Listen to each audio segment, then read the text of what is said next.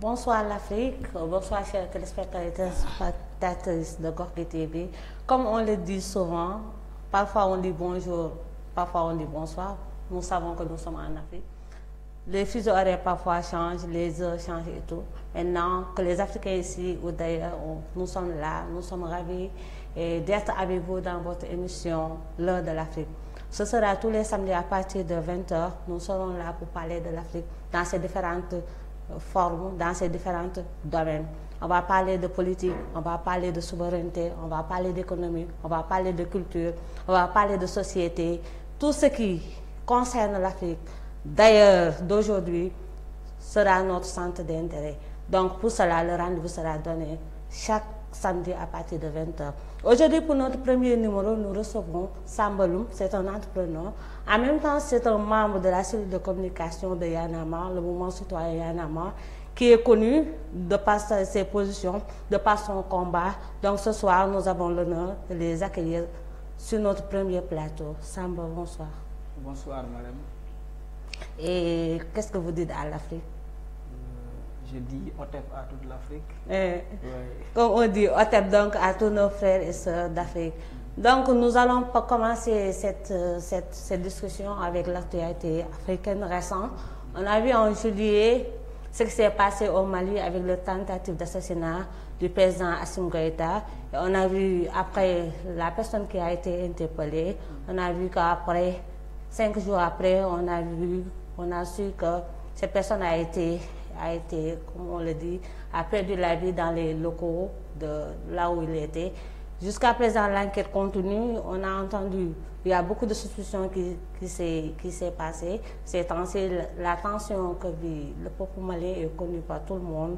On a aussi vu la position adoptée par le nouveau dirigeant du Mali. Après ça, on a vu ce qui s'est passé avec le Madagascar. Aussi une tentative d'assassinat qui a été déjouée plus tôt que celui du Mali. On a vu même qu'ils ont interpellé plus d'une vingtaine de personnes. Parmi eux, il y avait 2 Français. Toujours, c'est la même question qui revient. Toujours, il y a la main de l'autre dans nos problèmes. Est-ce que ainsi, on peut continuer ainsi à voir que nos chefs d'État, nos dirigeants sont toujours en insécurité? Et après ces 2 incidents qui se sont passés récemment, quelle analyse faites-vous de cette situation africaine que nous vivons? Merci madame pour cette question pertinente. Je précise d'abord que le Mali a été la conséquence de beaucoup de nombre de choses qui se sont succédées de manière répétitive en Afrique.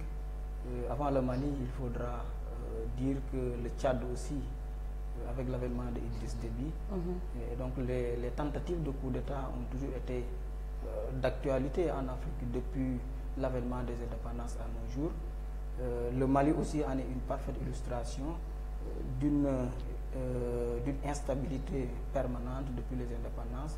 Il fait partie de l'un des pays d'Afrique de l'Ouest qui ont connu plus de coups d'État, plus de renversement de pouvoir. Donc ça nous interpelle en tant qu'Africains, ça nous doit nous permettre de penser effectivement que l'Afrique n'est pas en sécurité et les chefs d'État n'ont pas suffisamment de sécurité qu'il faut pour qu'ils puissent mener à bien leur mission qui leur est assignée par leur population. Donc l'analyse, j'aimerais faire une analyse globale de l'Afrique et particulariser l'avènement de Assimi Goïta et de ses positions qu'il a prises. Donc globalement, l'Afrique de l'Ouest est entre le marteau des coups d'État constitutionnels ou des coups d'État moraux et l'enclume des coups d'État institutionnels qui consistent à changer les chefs d'État d'un moment à un autre. Mais l'analyse que je vais faire serait beaucoup plus profonde que d'aucuns le font. L'analyse est de se poser d'abord une question. Donc pourquoi ces coups d'État et qui font ces coups d'État? Qui sont derrière ces coups d'État? Qui sont derrière ces coups d'État et qui font ces coups d'État? Donc depuis 1960, de Sylvanus Olympio en passant par Tombal Baye du Tchad et j'en passe, Idriss Déby, récemment Thomas Sankara, Kadhafi et tout, Donc les coups d'État ont toujours... Mais qui font ces coups d'État? En général, ce sont des proches. Soit c'est un ami proche qui fait le coup d'État, soit c'est une milice, entre guillemets rebelle, encagoulés qui disent qu'au nom de la démocratie, ils veulent de la liberté. Maintenant, après chaque coup d'État, il faudra faire une analyse. L'analyse nous pousse à dire que au Mali, après le coup d'État, qu'est-ce qui s'était passé? Nous sommes rendus compte qu'il y a un coup d'État, bien sûr. Le militaire est venu pour prendre le pouvoir. Mais nous avons vu des manifestations qui, au lieu de contester la confiscation ou le pouvoir fait par Assimi Goïta, ce sont des présidents qui sortent, ce sont des citoyens qui sortent et qui applaudissent, qui disent que oui, ils veulent le changement. Et quel discours portent en général ceux qui font les coups d'État? Thomas Sankara, quel discours portait-il? Il portait le discours d'un nationaliste. Assimi Goïta, aujourd'hui, qu'est-ce qu'il porte? Il porte le discours du nationaliste. La première chose qu'il a fait est de réduire les dépenses de sa présidence. Donc, dans le cadre de la gestion des affaires publiques, il a commencé par penser que effectivement il faudra que nous réduisions le train de vie de l'État pour qu'il puisse être profitable à notre population. Qu'est-ce qu'il dit? Il dit que nous avons choisi d'autres partenaires pour qu'il y ait plus de sécurité. Depuis combien de temps à la France et au Mali, il n'y a pas de sécurité? À chaque fois, vous voyez des morts d'hommes. Moi, j'étais au Mali le mois de mai. Donc un jour, un camarade m'a dit que à l'instant où nous sommes en train de parler, il y a 6 enfants qui ont été tués dans le nord Mali. Et les gens n'en parlent pas. Assimi Goïta, quand il vient pour dire que nous allons changer de partenaire pour choisir la Russie, donc nous avons vu que le peuple a adhéré dans son discours. Maintenant, je ne cautionne pas le coup d'État, mais derrière chaque coup d'État, le discours que porte le président me semble être similaire à celui porté par le peuple. Et souvent, c'est un discours dont sa réalisation serait profitable aux populations. Maintenant, pour terminer à ce niveau, il y a tentative de coup d'État. Et après lui, il y a tentative de coup d'État également au Madagascar. Donc ça veut dire que il faudra qu'on repense même la façon de gérer la sécurité de nos chefs d'État. Il y a un sérieux problème de sécurité qui se pose, parce qu'on a constaté que, vous venez de faire l'historique, que tous les chefs d'État qui ont eu des discours nationalistes ou bien pro-nationalistes ont subi des tentatives de coup d'État. Donc se trouvent dans une insécurité, entre parenthèses ou bien entre guillemets, qu'ils vivent au jour le jour. Parce que peut-être le discours dérange, peut-être le fait qu'ils portent l'espoir de tout un peuple, parce que vous l'avez dit tout à l'heure, le plus souvent, au lieu de condamner ces coups d'État, le peuple applaudit parce qu'il dit là, c'est ce discours que nous attendons, c'est cette rupture dont on a besoin. Donc le fait de porter ces discours-là, représente-t-il une insécurité pour certains présidents qui aspirent au réel changement ou bien qui aspirent à changer de politique économique ou sociale? Mais je pense qu'à ce niveau, tout dépend du discours que le président porte. Tout dépend également de la réflexion qui se fait autour de ce discours pour qu'il puisse avoir une réalisation. Quand un président dit que je vais changer de partenaire parce que en tant qu'État souverain, j'ai le droit de choisir le partenaire de mon choix. Le président également a le droit... Chaque État souverain a le droit de choisir ses si nous avons bien évidemment une indépendance réelle. Si nous sommes réellement indépendants. Chaque État également a le droit de dire que maintenant j'ai des ressources qui me permettent de satisfaire les besoins de l'ensemble de nos concitoyens. Mais pourquoi on ne parvient pas à résoudre ces problèmes primaires? C'est parce que il n'y a pas une bonne gestion de ces ressources. C'est parce que derrière, il y a une façon de rédiger un contrat qui n'arrange pas en quelque sorte les populations. Donc si les causes de l'ensemble de ces coups d'État sont, premièrement, la renégociation de tous les contrats pour que les ressources africaines soient profitables aux peuples africains, et si également les raisons des coups d'État, c'est de pouvoir porter un discours nationaliste qui dit qu'il faudra que nous puissions repenser la façon de faire de nos institutions régionales, sous-régionales et même les institutions internationales. Si un président porte le discours que Kadhafi portait à l'égard des Nations Unies pour dire que ce n'est pas normal qu'on ne puisse avoir un État membre permanent au Conseil de sécurité des Nations Unies, après derrière il y a un coup d'État. Si Thomas Sankara dit que oui, il faudra que l'impérialisme cesse, le coup d'État s'organise. Si Touadéra dit en Centrafrique récemment que je vais changer de partenaire pour choisir la Russie, et derrière nous avons tous les résultats. Donc avant l'avènement de la Russie en Centrafrique, donc le pays était beaucoup plus dans le chaotique qu'actuellement. Si aujourd'hui Assimi Goïta dit également la même chose et que la réponse je dirais pas des Occidentaux, la réponse de toutes ces institutions internationales derrière, de ces institutions de Bretton Woods ou bien de la BCEAO, j'en pense, qui disent que on va faire un embargo à cet État, juste parce que le président a porté un discours. Mais le prétexte de l'embargo, le plus souvent, c'est parce que c'est anticonstitutionnel. On dit que ce sont des gouvernements anticonstitutionnels parce qu'ils ont opéré à des coups d'État. Donc, c'est les prétextes des embargos. Mais même si, dans le langage local, on sait ce qui se passe exactement, parce que le plus souvent, c'est ceux qui prônent la rupture ou bien ceux qui sont contre les intérêts de ces institutions internationales dont on parle. Je pense que à ce niveau, les Occidentaux, de la même manière que les institutions internationales, ils sont dans dans la théâtralisation des problèmes africains. Théâtralisation, ça veut dire? Ça veut dire qu'ils jouent avec les Africains. Parce que si vous voyez ce qui s'était passé récemment au Tchad, c'est un fils... Avec la mort c'est un fils qui accède au pouvoir après l'assassinat de son père. Alors qu'il y avait un candidat qui a été écarté parce qu'il était jeune. Succès Masra, il avait 38 ans, je ne sais pas. Après la mort du Déby, le Déby-fils vient, 37 ans, il est le président de la République. Y avait-il pas de coup d'État au Tchad? Je pense que s'il y a une confiscation d'un président qui a été fusillé, et son pouvoir a été confisqué par un autre militaire. Au Mali, c'est des militaires qui sont levés pour confisquer le pouvoir. Donc de la même manière que s'il y a un coup d'État au Mali, il doit y avoir un embargo.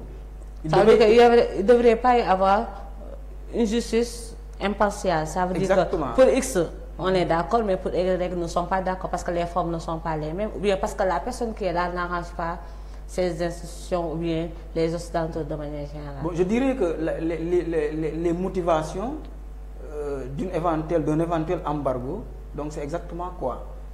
S'il y a un coup d'État, il doit y avoir un embargo. Il y a un coup d'État au Tchad, c'est la France qui se lève un jour, c'est son président qui se déplace pour légitimer cette confiscation du pouvoir. C'est cette même France qui dit que au Mali, donc c'est un coup d'État, on ne saurait accepter que les militaires puissent prendre le pouvoir. Donc à chaque fois, que ce soit les pays occidentaux, que ce soit les institutions internationales, ils se taisent sur certaines questions. Si le discours porté par l'élite caricaturée autour d'un coup d'État, donc le discours ne les arrange pas. Et si également l'autre porte le discours de l'autre qui les arrange, il dit que oui, c'est un coup. Je pense que tout dépend de l'intérêt qu'ils cherchent derrière chaque bouleversement de nos États. Mais Loum, est-ce qu'on peut dire, 60 ans après les indépendances, on a vu que des transitions se sont faites, on a vu qu'on a connu des avancées démocratiques, on a vécu des alternances dans plusieurs pays africains. Est-ce que jusqu'à présent, on peut rester là à pointer du doigt l'autre, à dire que s'il y a coup d'État, ça veut dire qu'il y a la France ou les institutions qui sont derrière. S'il y a quelque chose qui ne marche pas dans nos pays, c'est eux qui sont derrière. Est-ce que nous pouvons aussi nous permettre à ce stade où évolue le monde de toujours de porter ces revendications pour dire que c'est l'autre, c'est pas nous? Je pense qu'il y a une corresponsabilité qu'il faudra également signaler en toute sincérité. Je t'avais dit en début de mes propos que qui a tué Thomas Sankara, on a dit que c'est Blaise. Tout le monde le sait. Mais c'était juste le bras armé de quelqu'un d'autre, comme on sait. C'était une manière de dire que, oui, il y a l'autre derrière. Mais on ne doit pas, je vous rejoins parfaitement, on ne doit pas rester là et toutes choses qui se passent en Afrique, forcément il y a quelqu'un qui est derrière. Oui, mais quelqu'un qui est derrière, mais qu'est-ce qu'il utilise? Si Blaise n'avait pas coopéré avec la France, Sankara serait vivant. Si la population libyenne n'avait pas coopéré avec la France et tout ce qui était derrière pour l'assassinat de Kadhafi, il resterait là. Si les amis de Sylvanus Olympio n'étaient pas avec les Français qui étaient derrière tout cet assassinat. C'est pas juste il a porté un discours nationaliste, un discours panafricain pour dire que oui, il n'est pas question de rester avec dans le CFA. Donc il a été tué. Derrière chaque coup d'État, je dirais qu'il y a l'autre derrière. Mais nous, notre responsabilité en tant qu'Africains, il est temps qu'on se la prenne et qu'on se l'assume. Par exemple, le jeune Malien qui s'était débarqué avec son couteau pour assassiner le président, c'était un Africain, c'était pas un Français. Donc, à un certain nombre de niveaux, peu importe celui qui est derrière, mais la responsabilité de l'Africain est beaucoup plus engagée. Donc il faut qu'on s'assume davantage et qu'on ne reste pas les bras croisés pour tout le temps porter le tort à autrui. Mais il y a aussi un problème de paradoxe qui existe. Parce qu'on peut toujours dire que c'est l'autre qui est la raison de nos difficultés, c'est l'autre qui fait que nous ne pouvons pas avancer économiquement. Tous nos soucis du moment où qui était là, on dit que c'est à cause de cette tutelle. Maintenant, est-ce que ce ne serait pas un paradoxe s'il y a maintenant des dirigeants qui disent non, maintenant on tourne le dos à la France et maintenant c'est les Russes. Est-ce que c'est pas être paradoxal? Au lieu de s'assumer, on cherche toujours à quelqu'un par laquelle on aura une autre tutelle. Ou bien quelqu'un sur qui nous pouvons compter au lieu de compter sur nous-mêmes. C'est un paradoxe par rapport au discours qu'on entend souvent de ces putschistes. Bon, je ne dirais pas un paradoxe, je dirais juste que dans chaque étape, donc il y a une manière de gérer un problème. Donc à court terme, à moyen terme et à long terme. Je pense que si nous constatons ce qui se passe au Mali, 6 enfants tués, 10 enfants tués, etc., des morts en Centrafrique, des morts au Congo, etc. Je pense que il y a une solution à court terme à chercher. Donc la solution à court terme est que l'Afrique n'a pas actuellement suffisamment de moyens de défense comme la Russie ou bien les États-Unis. Ça, c'est la première chose. Donc à court terme, on peut coopérer avec la Russie. Une coopération bien réfléchie, parce que les États aussi, bien qu'ils soient souverains, la coopération entre les États, c'est un principe. Mais on sait qu'en Afrique, la coopération se passe toujours parce que c'est les intérêts de l'autre qui sont plus défendus que les nôtres. Tout dépend du contenu du contrat. Si vous avez signé un contrat avec la Russie, dans le domaine de la défense, tout simplement, donc restez dans le domaine de la défense. Si vous signez un contrat avec un autre pays pour l'exploitation de vos ressources, ça dépend du contenu que vous donnez au contrat. Maintenant, néanmoins, pour vous rejoindre, il faudrait également que, comme votre émission s'appelle l'heure de l'Afrique est que tout le monde sait que l'Afrique est actuellement, et elle a toujours été d'ailleurs, le grenier du monde.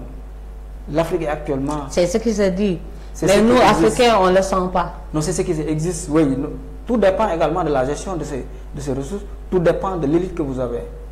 Tout dépend également du niveau d'implication des populations qui doivent prendre les responsabilités pour changer les élites de façon responsable et démocratique au moment où ils le veulent. Je pense que ça aussi, c'est à souligner. C'est à souligner. Maintenant, toujours, ça veut dire que nous avons du mal à sécuriser nos frontières. Nous avons du mal à sécuriser nos biens et nos personnes, nos concitoyens. Mais nous avons aussi du mal à nous assumer. Parce que vous l'avez dit tout à l'heure, que nous n'avons pas les mêmes moyens que les autres. Et est-ce une raison pour dire que notre sécurité va dépendre toujours des autres? Si ce n'est pas la France, ce sera la Russie. Parce que certes, on peut avoir des accords qui seront bien pensés ou bien réfléchis en désaccord avec les accords qu'on avait avant avec la France. Mais qu'est-ce qui nous dit que la Russie sera meilleure en collaboration pour notre sécurité aussi? Et on a vu le Tchad, quoi qu'on puisse dire, on a reconnu au Tchad d'avoir une armée qui a fait ses preuves partout en Afrique. Qu'est-ce qui empêche aux autres pays d'avoir une armée ou bien d'avoir une armée africaine qui va sécuriser nos frontières ou bien certains pays qui sont dans l'instabilité comme on le dit souvent? Je pense que la solution la plus durable, j'arriverai à ce niveau, c'est que l'Afrique puisse avoir une armée forte, capable de se défendre. C'est la chose la plus simple. Que la CEDEAO puisse avoir une armée forte, que l'Afrique puisse avoir une armée commune avec toutes les compétences. Si le Tchad est considéré comme, certains le disaient, que c'est l'armée la plus répressive en Afrique, si vous considérez la puissance de l'armée nigérienne, la Libye en avait, et j'en passe, Ça veut dire que si nous mutualisons toutes ces forces africaines, donc nous aurions pu avoir une armée commune capable d'intervenir au Mali, au Tchad et partout en Afrique pour régler nos problèmes. Maintenant, à court terme, moi je certifie que on doit signer des accords avec la Russie, avec des accords militaires. Des accords militaires dans le court terme. C'est une manière de sécuriser nos États. Oui, c'est dans le court terme. C'est une manière de prendre en charge notre sécurité. Aujourd'hui, si ne serait-ce que 2 ou 3 enfants meurent par jour, ça nécessite une solution. Aucune vie ne doit être sacrifiée comme ça. Mais à moyen terme, que les organisations sous-régionales, que ce soit l'Union africaine, que ce soit la CEDEAO et tous nos États, pensent également dans le moyen terme qu'il nous faudra une armée. Et dans le long terme, mettre en place en Afrique, moi je continue à croire qu'il nous faudra une industrie capable de produire des armées comme la Russie est en train de le faire. Que personne ne me dit qu'on n'a pas les moyens, on ne peut pas être le continent où il y a plus d'or, on ne peut pas être le continent où il y a beaucoup plus de ressources partout en Afrique et dire qu'on n'a pas de moyens. On a des moyens, effectivement. Mais nous avons du mal à les capitaliser parce que nous disons souvent, nous n'avons pas les moyens, mais nous entendons souvent des milliards qui vont passer par là. Pourquoi pas capitaliser tous ces fonds et avoir une armée africaine qui pourra sécuriser nos chefs d'État ou bien nos concitoyens? Tout dépend de la volonté de l'élite. Donc c'est un manque de volonté. Quelque part, c'est plus qu'un manque de volonté. Je ne sais pas quel mot utiliser pour le qualifier, mais de toute façon, c'est une élite également qui est là. Comment pouvez-vous comprendre que quand on vous dit que le ministre sénégalais est beaucoup plus cher que le ministre français? Comment pouvez-vous comprendre que le ministre sénégalais, sa voiture est beaucoup plus chère que la voiture du ministre français? Comment pouvez-vous imaginer qu'un président africain est beaucoup plus riche qu'un président européen? Et que derrière cela, ce président se permet d'aller demander de l'aide à un autre pays. Donc on n'a pas le problème de moyens, on a juste le problème de courage d'assumer, on a juste le problème de pouvoir négocier face à face, win-win, gagnant-gagnant, de tous les contrats. On a juste une élite complexée qui n'est pas en mesure de penser qu'effectivement ils doivent se fédérer tous pour avoir une même réflexion, produire les mêmes idées, construire un État africain avec une armée commune, avec une économie très bien organisée. Ceux qui vont, j'en n'en doute pas que ceux qui produisent, ceux qui fabriquent les armes dans les autres pays, que ce soit en Russie ou bien aux États-Unis, vous y trouverez des Africains qui seront capables de faire des mêmes armes ici en Afrique si nous le voulons. Donc, si je vous comprends bien, la solution pour sécuriser nos chefs d'État, comme pour ne pas revivre des situations comme ce qui s'est passé avec le Mali et le Madagascar, ce serait d'aller vers cette unité qu'on a vu depuis le fameux discours de Koma. Nous avons Africains, nous avons du mal à converger vers cette unité. On a vu, au contraire, plus nous avançons, plus on voit que nous séparons de plus en plus. Donc, si on suit votre logique, le fait d'aller vers cette fédération, vous avez tout à l'heure parlé de l'Union africaine et des autres institutions africaines, mais on ne les sent pas dans ces occasions-là. Le plus souvent, les gens disent, mais où est l'UA? Pourquoi on ne l'entend pas se positionner? Ou bien il attend toujours l'aval des autres pour pouvoir lui aussi prendre position.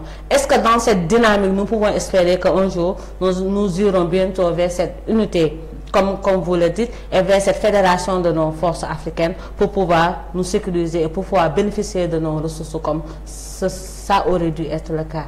Il y a, vous savez, le problème de l'Union africaine, de la CEDEAO et de toutes ces organisations régionales et sous-régionales, ce n'est pas un problème de texte, c'est un problème de démarche. Si par exemple l'Union africaine n'est pas autonome financièrement, si la CEDEAO n'est pas autonome financièrement, donc qu'est-ce qui nous arriverait? Qui finance l'Union africaine? On vous dit quelque part que oui, c'est l'Union européenne. Quand l'Union européenne finance l'Union africaine, au moment où l'Europe se réunit pour avoir une Union européenne très forte, qui veut maintenir en dépendance l'Afrique, en faisant quoi? Financer ces institutions telles que l'Union africaine. Pour moi, les institutions aussi précieuses que l'Union africaine qui vise un État, autant pour moi, un État avec toutes ses pensées, avec toutes ses idéologies de Nkrumah, de Cheikh Anta Diop, etc., l'Union africaine mériterait bien évidemment une réflexion profonde autour de comment faire pour le financer. Pourquoi pas ne pas penser que chaque État cotise pour l'Union africaine? Pourquoi ne pas penser... Pour être plus autonome. Non, ça dit que naturellement l'Union africaine doit être financée par les Africains. Oui, logiquement. On ne peut pas se permettre de penser que l'Union européenne doit financer l'Union africaine.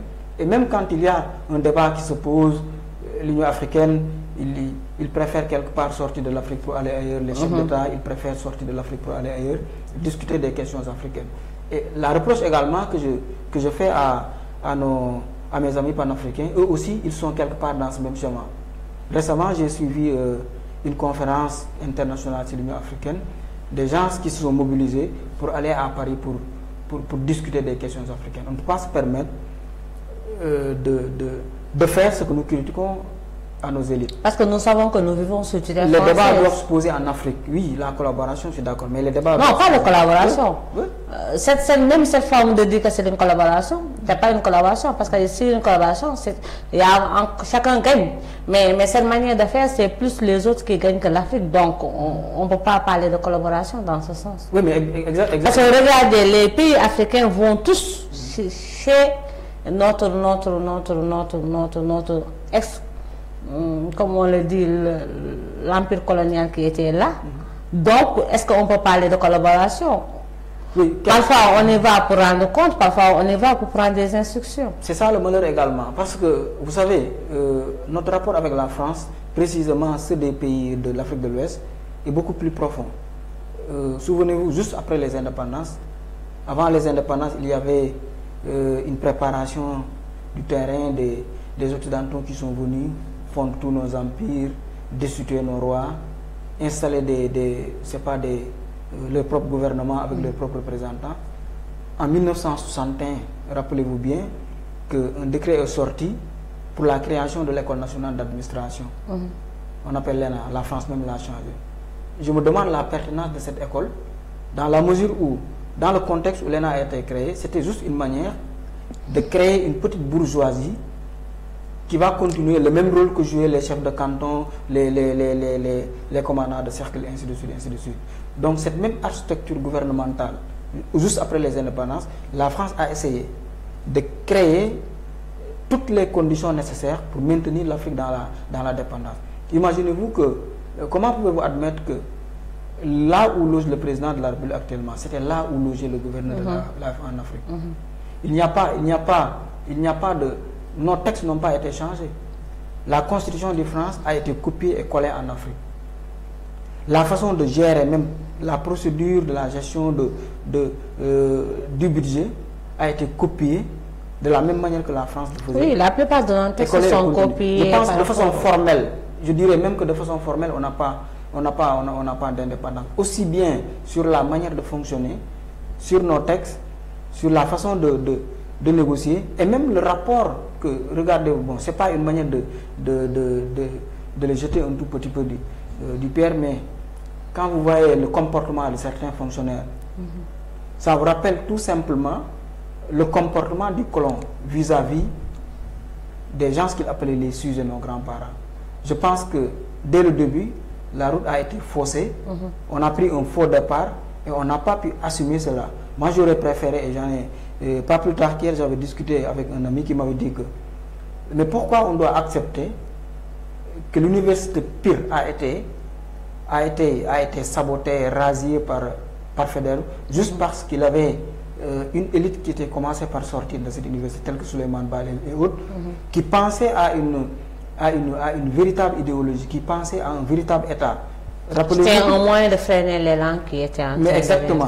Donc pourquoi nous préférons une école nationale d'administration qui était copiée-collée d'une école nationale d'administration française? Cette école nationale d'administration était chargée de perpétuer les mêmes pratiques du colon. C'était juste une manière de créer des blancs, noirs en Afrique pour continuer la même chose. Comme disait Fano, peau noire, masque blanc.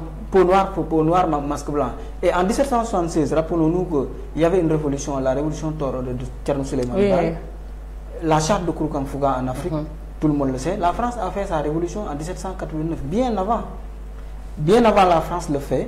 Nous, on l'avait fait ici au Sénégal, au Fouta. Et dans les théories de Thierno Souleymane Ba, vous avez vu un État sérieux.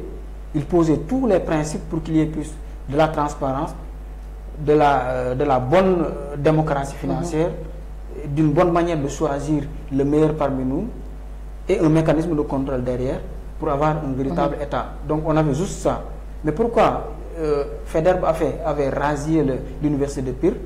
Donc c'était juste la production intellectuelle au niveau local que l'Afrique commençait par avoir, et bien avant cela il en avait. Donc ça n'arrangeait pas le blanc. Et je m'indigne contre tout espace public, contre tout statut qui porte le nom de Faidherbe ou qui que ce soit, et qui a fait autant de mal à nos grands-parents. Donc le Sénégal et l'Afrique ne méritent pas, et qu'il y ait un certain statut qui symbolise ces criminels qui ont tué nos parents et qui ont fait fondre l'État sérieux que l'Afrique avait déjà. C'est des points très déterminants en fonction de tous ces aspects que vous venez de développer et qui méritent réflexion, qu'on prenne le temps d'étudier toutes ces révolutions. Pourquoi ils ont freiné et quelles étaient les attentes par rapport à tout ça? Parce que tant que nous n'arriverons pas à décortiquer tout ça, nous aurons du mal à avancer, à nous assumer. Parce que c'est un problème de complexe, de préférer l'autre à soi-même, mais ça mérite plus de réflexion. Donc pour clore ce premier point, que pensez-vous concrètement l'Afrique a besoin dans le temps pour freiner ces manières de faire? Ça veut dire que ces tentatives d'assassiner nos chefs d'État qui aspirent aux attentes des populations, ou bien qui incarnent un espoir aussi soit petit soit tel qu'on puisse dire cet homme peut nous amener vers ce que nous souhaitons, ou bien vers le salut, comme on le dit concrètement, pour clore ce point et avancer dans le second point. Je pense que de façon très simple et de façon très sereine, la réflexion collective doit être, la rupture doit être décisive à ce niveau. Que l'État colonial doit disparaître et il continue d'exister. L'Afrique doit penser à son propre modèle de développement. L'Afrique doit penser à son propre modèle diplomatique. L'Afrique doit penser à son propre modèle de gouvernance.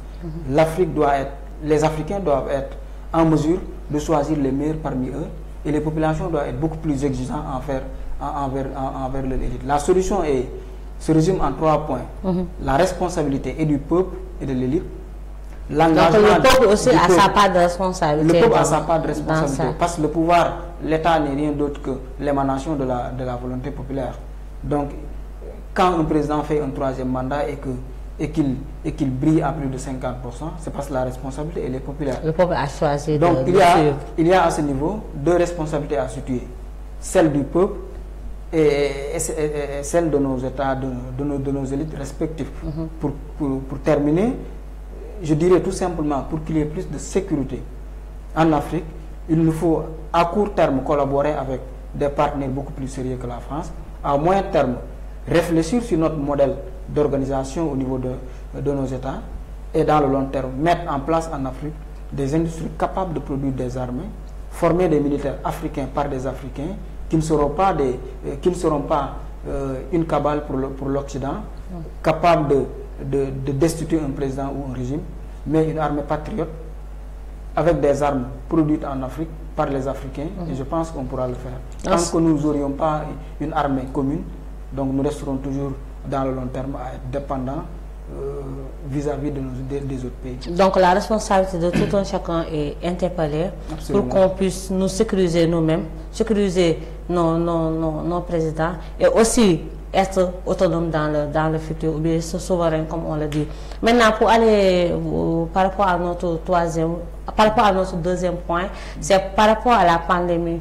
On a vu depuis le début de la pandémie, on a vu la situation en Afrique. Même si les experts internationaux ou bien l'OMS, ils avaient pensé le pire en Afrique, on a vu que par rapport aux premières vagues et deuxième vagues, ça n'a pas été le cas. Et certains ont dit que oui, c'est parce que le système immunitaire africain est beaucoup plus performant, beaucoup plus, parce qu'on est habitué déjà à la grippe et au paludisme. Donc notre système est renforcé par rapport à certaines dysfonctionnement que provoque le virus. Mais on a vu qu'avec la troisième vague, c'est autre chose. On a le cas du Sénégal, nous le vivons depuis un moment. C'est la psychose qui s'installe. On a vu que nos systèmes de sanitaires sont même dépassés à certains niveaux. On a vu que la peur est là. On a vu des morts, des chiffres qu'on n'a pas vécu au niveau de la première et deuxième vague. Donc, ça pose le débat. Ça veut dire qu'en Afrique, où en sommes-nous avec notre santé? Parce que le plus souvent, nous dépendons toujours de la santé internationale. On a vu avec nos îles, toujours, on revient vers eux parce qu'à chaque fois qu'il y a quelque chose qui se passe, ils prennent l'avion et ils vont se soigner. Maintenant, est-ce que, par rapport à ce type de comportement, que pouvons-nous penser aujourd'hui du système sanitaire africain de manière générale? Je pense que je commence d'abord par présenter toutes mes condoléances à ceux qui ont perdu la vie en Afrique et dans le monde à travers cette Covid-19. Je souhaite également un prompt rétablissement à ceux qui sont dans les hôpitaux. Maintenant, pour revenir à votre question, je crois que l'une des meilleures choses que la pandémie a, les meilleures choses entre guillemets que la pandémie a révélées, est que aucun État n'est fort par rapport à un phénomène naturel. Le concept même de puissance mondiale, la pandémie nous a révélé que c'est un principe qui doit être revu. L'ordre mondial a été bouleversé. Exactement. Qui est un État fort, qui est un État puissant, c'est un État qui n'est pas capable de prendre en charge la santé de ses concitoyens. Si les États-Unis sont les premières puissances mondiales, ils ont été à un moment donné le pays le plus touché. Donc si les pays africains sont considérés comme les pays les plus pauvres au monde, donc ils ont résisté face à cette pandémie.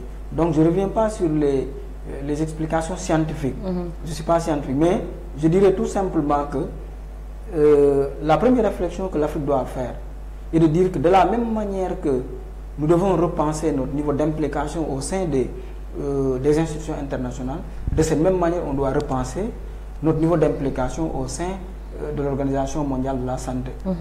Quand j'entends un docteur sénégalais africain, docteur Samba Ndiaye, qui propose des solutions et qui n'est pas écouté, quand tu vois un vieux au fin fond du Sénégal qui propose une solution africaine pour arrêter cette pandémie et il n'est pas écouté, et quand un blanc ou bien un médecin, quand docteur Raoul dit que oui, il faut prendre telle ou telle chose, donc ce sont les médecins qui disent que oui, c'est bien. Ce sont les États qui disent que oui, c'est bien. Et pour quand docteur Samba Ndiaye le dit, personne ne le suit. La solution de docteur Raoul n'a pas été la meilleure. Et toutes les solutions qui ont suivi n'ont pas été la meilleure. Jusqu'à présent, on n'a pas encore une solution effective pour lutter contre la pandémie. J'aurais bien préféré que nous retournions en Afrique, responsabiliser tous ces médecins, leurs outils en termes de recherche, qu'ils corroborent avec nos guérisseurs qu'on appelle les guérisseurs traditionnels, que je considère comme moi, que je considère déjà comme des médecins agréés parce qu'ils soignent. Qu'ils collaborent avec ces médecins, ensemble qu'ils réfléchissent sur les bonnes pratiques, ensemble qu'ils réfléchissent sur les propositions faites par l'expertise africaine pour trouver la solution de la pandémie. De la même manière que lorsque nous avions toutes les frontières ont été fermées, la pandémie nous a révélé que chaque pays doit essayer de tout faire pour assurer sa souveraineté alimentaire. De la même manière aussi, la pandémie nous a révélé que donc chaque pays doit penser à sa souveraineté sanitaire. Les hôpitaux ne sont pas des hôpitaux souhaitables. Quand vous voyez les conditions où se trouvent les médecins, les conditions des malades, et derrière vous avez un ministère de la Santé avec son budget, derrière vous avez un chef d'État, un État qui a bénéficié le consensus de tout le monde. Les citoyens, à travers un actionnariat populaire, ont mobilisé beaucoup d'argent pour prendre en charge la Covid-19. Ça n'a pas été très bien géré. Jusqu'à présent, nous suivons la logique des pays occidentaux, nous suivons la logique de l'Organisation mondiale de la santé, mais la solution n'a pas encore vu le jour. Et derrière, si les Africains proposent des solutions, donc la réflexion doit tourner vers ça. Écouter tous ces Africains qui proposent des solutions, fédérer tous ces médecins nationalistes qui pensent que l'Afrique a des plans pour les soigner, ou tuer toutes les structures de recherche africaines pour trouver une solution africaine face à cette pandémie. Je pense que la meilleure solution serait ça. Donc si on suit bien votre logique, ça veut dire que là, il faut aller comme par rapport aux questions de sécurité, il faut que l'Afrique y va ensemble. Il faut que nous tous nous convergeons vers un idéal africain. Ça veut dire qu'on arrive à nous prendre en charge. Parce que oui, le corona l'a montré, la pandémie, avec le reconfinement, que chaque État s'est retrouvé seul face à lui-même. Obligé de se débrouiller pour survivre, obligé de se débrouiller pour prendre en charge ses concitoyens. Mais on a vu que le problème de l'Afrique, c'est toujours le mimétisme. Quand on dit tel traitement est efficace, on veut que coûte, on oublie l'expertise de nos locaux, on oublie le savoir-faire, parce qu'on n'en disconvient pas, que ce soit le Sénégal, partout en Afrique, on a des intellectuels émérites qui ont prouvé partout dans le monde qu'ils ont la connaissance qu'il faut, ils ont des solutions, mais on ne les laisse pas prouver, on ne les donne pas la chance d'exceller leur savoir-faire. Donc, si on comprend bien aussi, vous êtes d'accord avec ce qui prône la tradition, parce qu'on a dit que nous avons nos réalités traditionnelles, nous sommes africains, et il y a même un médecin qui a dit qu'il faut qu'on tropicalise les choses, qu'on sache que on a nos spécificités et par rapport à nos savants qui sont là, on peut trouver des solutions purement africaines. Mais si on va au-delà de ça, avec la campagne, parce qu'on a vu que le monde a défini que actuellement, le seul remède ou bien la seule chose qui peut freiner cette propagation, c'est la vaccination. On a vu depuis la théorie de la vaccination, on a parlé de beaucoup de types de vaccins, avec tout le polémique que ça a suscité. Donc on a vu que ce qui s'est passé avec les pays occidentaux et asiatiques ne s'est pas passé en Afrique. Il y a toujours une réticence face à la vaccination. Comment pouvez-vous expliquer ces réticences qu'on a par rapport à cette vaccination alors qu'on voit les dégâts qu'on vit au jour à travers ce que nous sommes proches? Et ce qu'il explique, c'est simple, c'est la rupture de confiance entre le citoyen et l'élite. Donc si le citoyen ne croit pas au discours porté par le politique, je pense qu'une maladie aussi sérieuse que la pandémie ne doit pas être une affaire des politiques. Mais vous voyez, quand il y a une amélioration, le premier discours, c'est le politique qui le porte, soit le président, soit c'est un autre homme politique qui le porte pour dire que oui, l'État a fait face. Je pense que la première chose à faire, c'est de dépolitiser complètement la gestion de la Covid partout au Sénégal et partout en Afrique. Je pense que la première solution serait ça.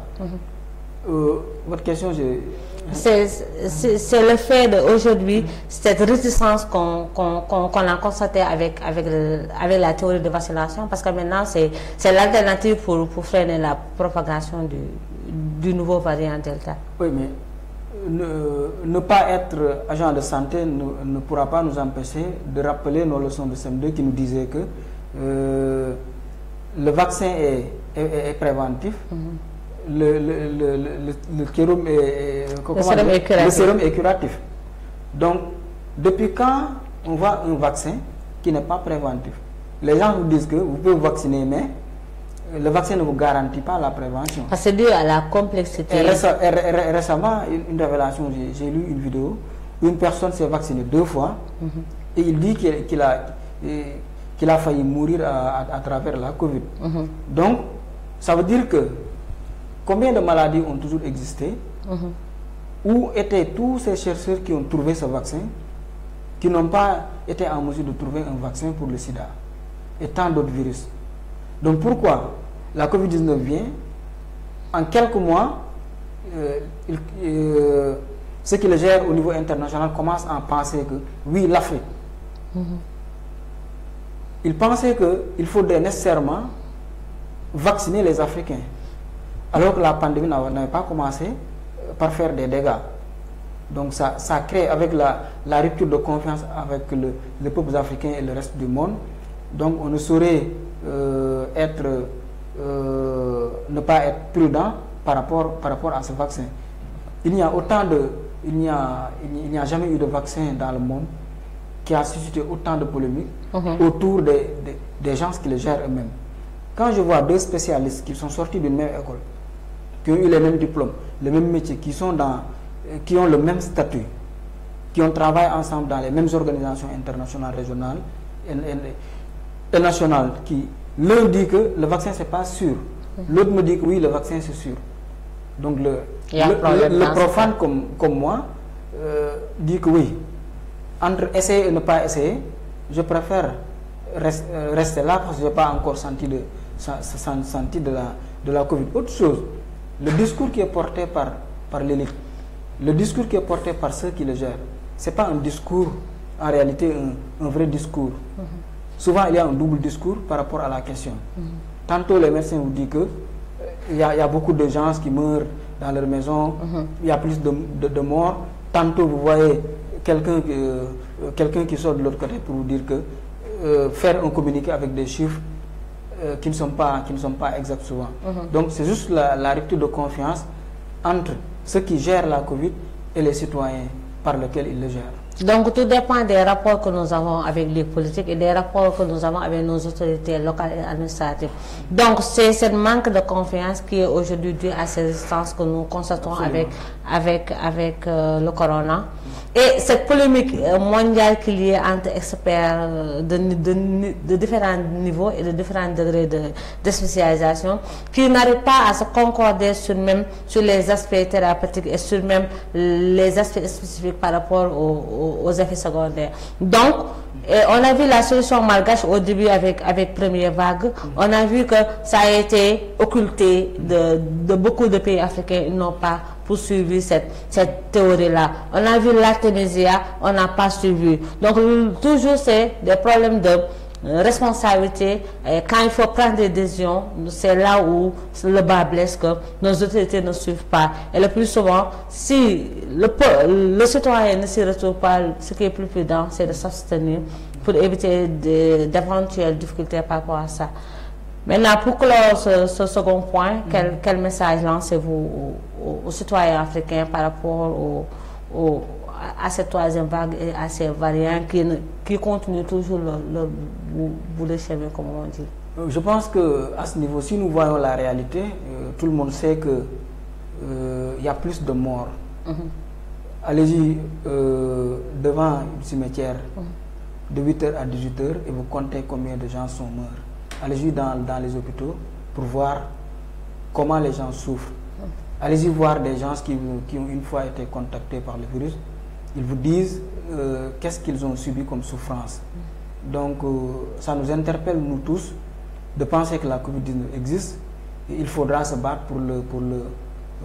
pour l'anéantir, ou bien pour s'en débarrasser immédiatement.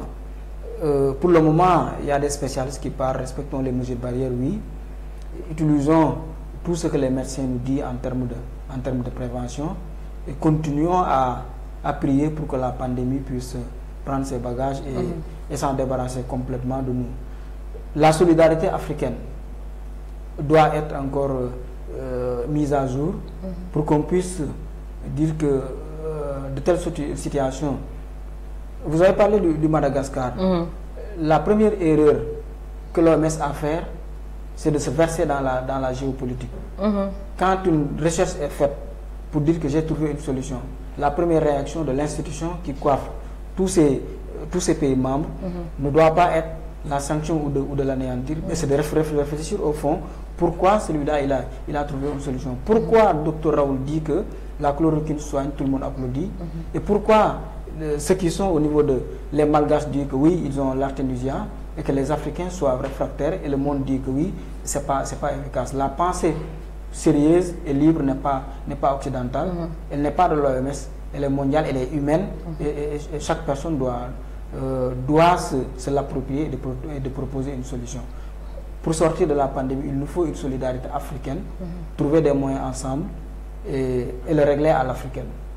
Donc une solidarité africaine et miser toujours sur les gestes barrières en tentant d'avoir des solutions durables de la part de nos experts. Et là, par rapport au dernier point, nous allons parler de l'actualité congolaise. On a vu ce qui s'est passé en Inde par rapport aux jeunes étudiants qui a été brutalisé sous prétexte qu'on l'avait gardé en vue avec des drogues, comme on a dit, et qui a par la suite perdu la vue. Et qu'on a vu le peuple congolais se rebeller pour montrer son indignation par rapport à cette perte de vue humaine.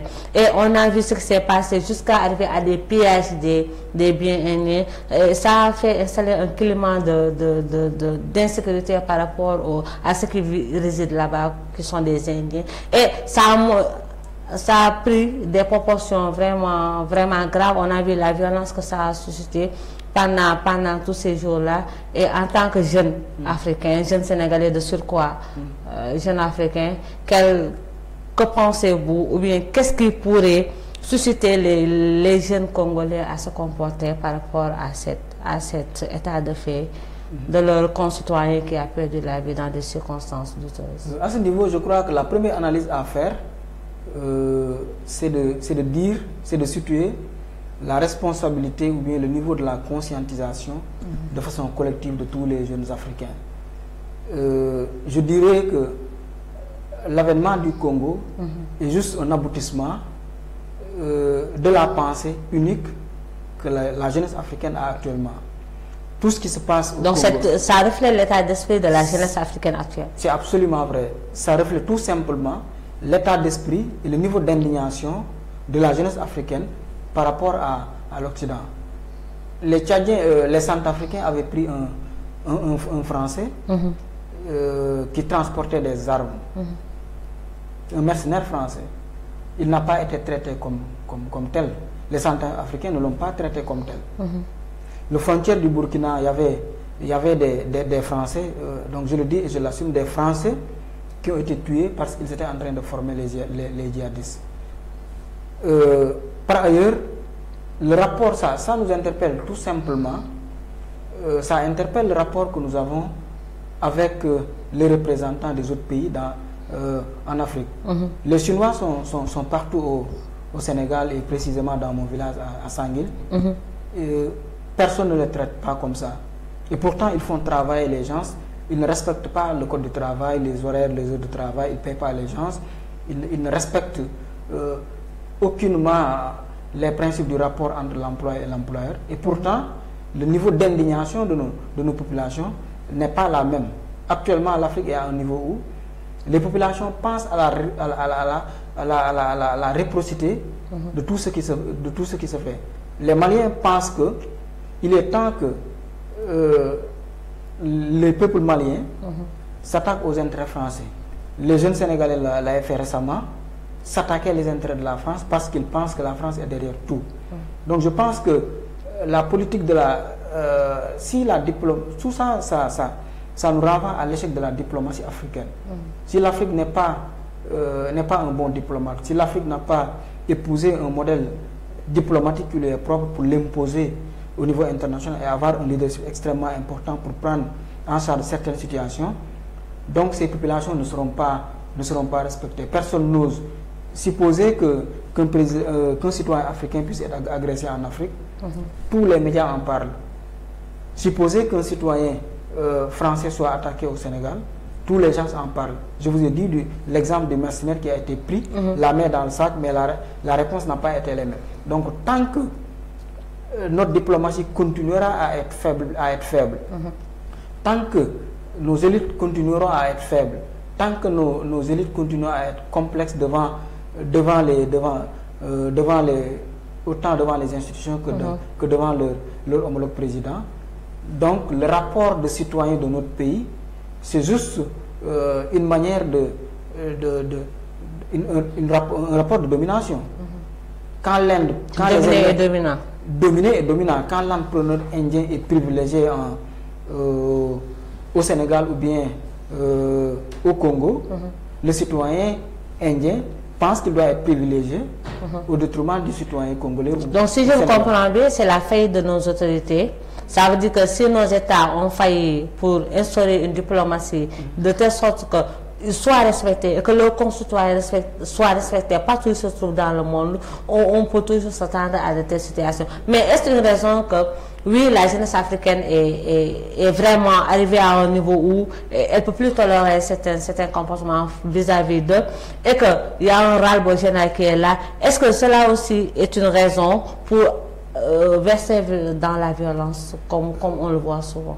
Est-ce que nous ne pouvons pas, nous, en tant que jeunes africains, dire ok, on nous considère comme ça, on nous marque comme ça, mais nous, on va leur montrer que nous avons de la maturité, nous avons de la grandeur. On peut s'indigner, on peut manifester sans violence. Je pense que la violence, personne ne le cautionne, mais elle est toujours les conséquences de plusieurs choses. Les conséquences, la première conséquence, je vous le dis, c'est la faiblesse de la diplomatie africaine.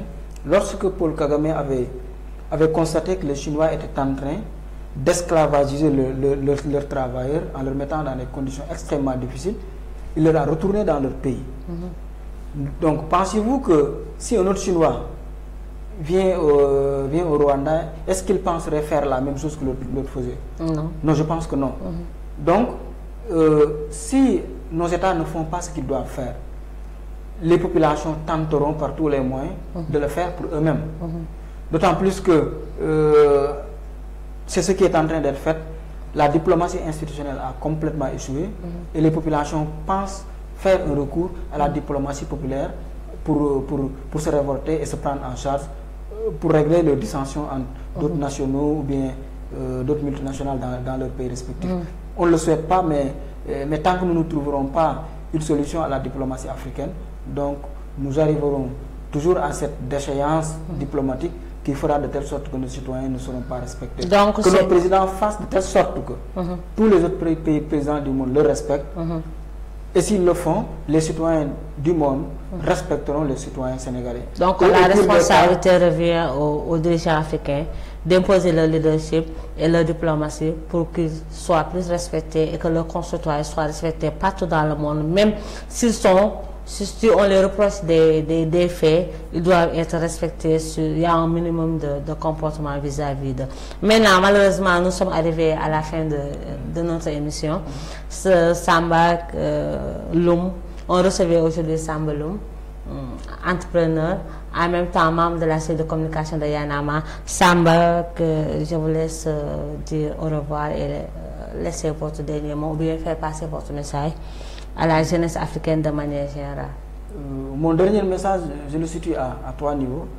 La première chose est d'encourager tous ces jeunes Africains qui commencent à penser que l'unité africaine des peuples est la meilleure solution pour qu'on puisse imposer l'unité africaine au niveau institutionnel. Il faut que tous les mouvements citoyens d'Afrique s'organisent pour en faire un lobby capable d'orienter la vision de nos chefs d'État, capable d'être une force de proposition pour changer les choses ensemble. La deuxième chose est de vous remercier par rapport à cette invitation. C'est un honneur pour moi d'être le premier invité dans ce numéro. Je l'étais il y a quelques mois dans une autre. J'espère que je suis votre porte-bonheur. J'espère. Je lance la troisième chose est de lancer un appel solennel à tous les Africains à s'investir dans des actions citoyennes comme vous êtes en train de faire, des actions qui consistent à poser le débat africain, à proposer des solutions à travers votre émission qui s'appelle Heure d'Afrique. Je pense que s'il y a une émission qui mérite beaucoup plus de sponsors, donc c'est ce genre d'émission et que les panafricanistes doivent penser que la lutte n'est pas simplement le fait de s'indigner et de crier, mais de penser à soutenir les bonnes actions à travers un actionnariat populaire pour soutenir tous ceux qui pensent africains. Et l'Afrique unie, nous vaincrons. Merci Samba, très, très important. Et merci pour la disponibilité. Merci aussi pour l'esprit et cette ouverture d'esprit que vous avez tout le temps de partager par rapport à ces différents points. Et merci pour cet appel de dire à la jeunesse africaine, il faut y aller, l'engagement citoyen, que chaque Africain, jeune, vieux, petite enfance, qu'on nous inculque que nous avons une mission envers notre patrie, que nous avons une responsabilité, que chacun est appelé à y contribuer pour qu'on y arrive à cette Afrique dont nous rêvons, à cette Afrique dont nous avons tellement espéré avoir, que c'est le moment. Et je dis que c'est l'heure de l'Afrique. Qu'on le sache ou pas, c'est le moment déterminant. Qu'on le sache ou pas, c'est le moment d'y aller. Maintenant, il faut une convergence des forces, il faut une convergence des idées et une mutualisation des expériences et des énergies pour y arriver. Parce que solo, on n'y arrivera pas. Il faut qu'on conjugue nos énergies et qu'on sache que c'est pas aux autres de venir construire notre patrie. C'est pas aux autres de venir construire l'Afrique. C'est à nous, Africains, de construire l'Afrique. Et sur ce, je vous remercie, chers téléspectateurs de Gorgui TV, ceux qui nous suivent à travers Facebook et YouTube, et tous les Africains d'ici et d'ailleurs qui nous suivent sur Gorgui TV. Je vous donne rendez-vous samedi prochain à partir de 20h sur un autre numéro de l'heure de l'Afrique.